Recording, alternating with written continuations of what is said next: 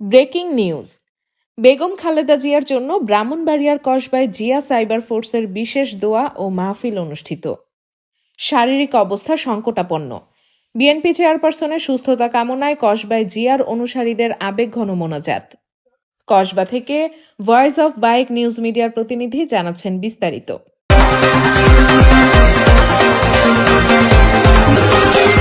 Voice of bike সত্যের সন্ধানে।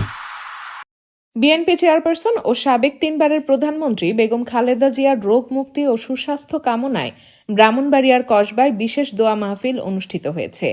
আজ শনিবার 29 নভেম্বর 2025 তারিখে কসবা উপজেলা ও পৌর শাখা জিয়া সাইবার ফোর্স ZCF এর উদ্যোগে এই দোয়ার আয়োজন করা হয়। কসবায় আয়োজিত এই দোয়া মাহফিলে উপজেলা ও পৌর ZCF এর শীর্ষস্থানীয় নেতৃবৃন্দ উপস্থিত ছিলেন। তারা সবাই দলীয় প্রধানের সুস্থতা কামনায় বিশেষ মোনাজাতে অংশ নেন। অনুষ্ঠানে উপস্থিত ছিলেন কসবা উপজেলা জিয়া সাইবার ফোর্সের আহ্বায়ক মোহাম্মদ রাজু আহমেদ, কসবা পৌরসভা জিয়া সাইবার ফোর্সের আহ্বায়ক বাবুল আহমেদ বাবু, উপজেলা জিয়া সাইবার ফোর্সের সিনিয়র যুগ্ম আহ্বায়ক রফিকুল ইসলাম সজীব এবং সদস্য সচিব মোহাম্মদ এরশাদ। নেতৃবৃন্দ বলেন, দেশের এই ক্রান্তি লগ্নে দেশনেত্রী বেগম খালেদা জিয়ার সুস্বাস্থ্য ও উপস্থিতি দেশের গণতন্ত্র ও রাজনীতির জন্য অত্যন্ত গুরুত্বপূর্ণ। তারা আল্লাহর দরবারে ওনার দ্রুত সুস্থতা কামনা করেন। সাবেক প্রধানমন্ত্রী বেগম খালেদা জিয়া বর্তমানে গুরুতর অসুস্থ অবস্থায় 29 নভেম্বর 2025 ঢাকার এভারকেয়ার হাসপাতালে চিকিৎসাধীন রয়েছেন। দেশি বিদেশি চিকিৎসকদের সমন্বয়ে গঠিত মেডিকেল বোর্ডের নিবিড় তত্ত্বাবধানে তার চিকিৎসা চলছে।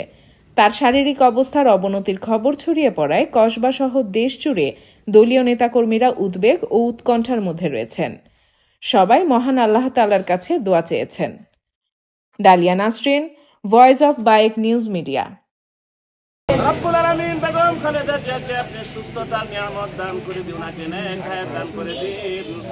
আবার সুস্থ হয়ে পুনরায় দেশের সুশীল সমাজ গঠন করার তৌফিক এনায়েত করে দিন। রব্বুল আলামিন খাস করে আমাদের রাষ্ট্রনায়ক মরহুম শহীদ জিয়াউর রহমান সাহেবের কবরটাকে জান্নাতের টুকরা বানায় দিন।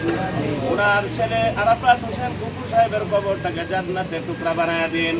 রব্বুল আলামিন বর্তমান বিএনপির ভাইস চেয়ারম্যান জনাব তারেক রহমান, উনি বিদেশে আছেন মাওলা।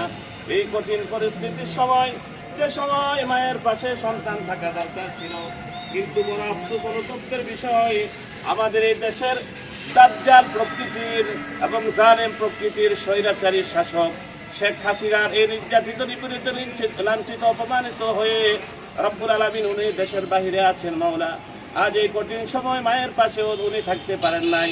রব্বুল আলামিন খাস করে আমাদের ভাইস চেয়ারম্যান জনাব তারেক রহমানকে আপনি নেক হায়াত দান করে দিন।